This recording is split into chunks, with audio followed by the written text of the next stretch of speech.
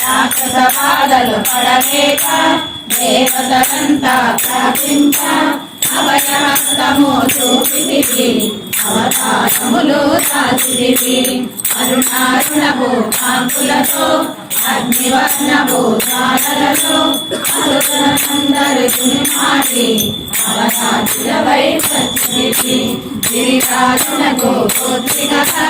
నందనందుని సోదరిక